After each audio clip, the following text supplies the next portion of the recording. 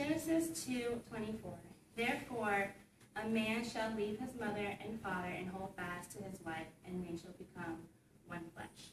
For those who are married, newly married, or one day aspire to be married, I would like to share with you the tools that my husband and I use to allow us to make it to our middle years of marriage. My husband and I just celebrated 5.5 years of marriage, and it was a huge celebration for us because we were told at the beginning of our marriage that making it through the first 5 years was extremely hard, and if you do, congratulations. So congratulations to us. Unconditional love, communication, and good conflict management skills are the tools that my husband and I use to help us make it through the first 5 years of our marriage. Unconditional love is selfless, and that means when you put aside your needs to meet the needs and happiness of somebody else. My husband and I learned about unconditional love through our salvation with Jesus Christ. Jesus Christ died for our sins so that we could experience true happiness in heaven. And my husband and I applied that concept to our marriage, and it has turned out to be very successful. A benefit of marrying young is not being completely stuck in your ways.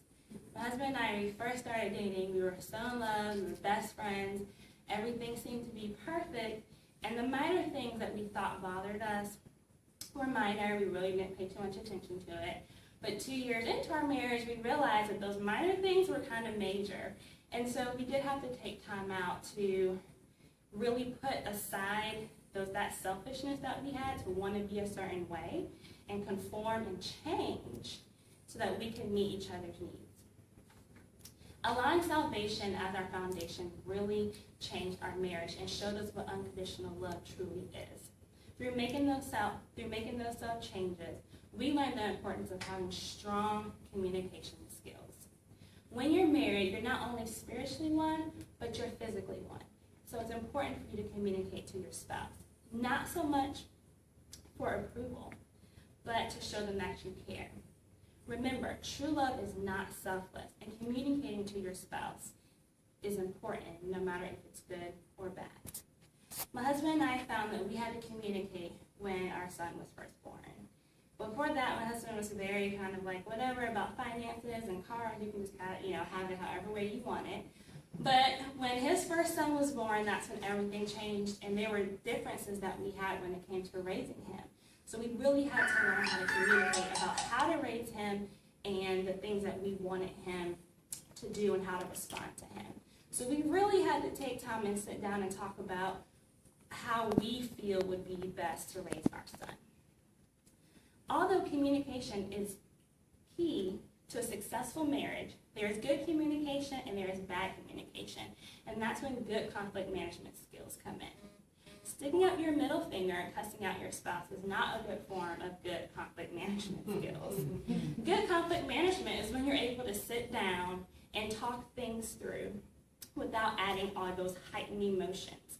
And this can be one of the most difficult parts of marriage. I'm not sure if you can relate, but I'm extremely emotional. So when my husband and I started getting to our first couple of arguments, I kind of said whatever it is I thought, it came out my mouth. I didn't care, and those words I could not take back. My husband and I really had to learn the importance of sitting down and talking through the things that really bothered us the most. We learned how to have good conflict management skills. We did have to get counseling, but at the end of the day, it brought us to where we are now, 5.5 years later, and we're having a successful marriage. In my last speech, I spoke of my husband and I taking a couples retreat in the fall and how beautiful it was. While we were at that couples retreat, we did learn some couples skill building activities that we did, and we found out communication and conflict management were two things that we really needed to learn. But we were able to learn them, we were able to get the counseling that we needed, and we were able to figure out that being selfless is the best way to work out your conflict. There are many keys to a successful marriage, but unconditional love, good communication, and good conflict management skills are the tools that my husband and I use to make it to our middle years. It was the most rewarding experience. Therefore, whether you have been married for 1, 5, or 10 years, remember you are one with your spouse, and marriage is supposed to be an everlasting experience. I hope I've inspired you to take time to figure out the tools that you and your spouse have needed to have a long, successful marriage. And for my couples, start now so that one day you too can make it to the middle.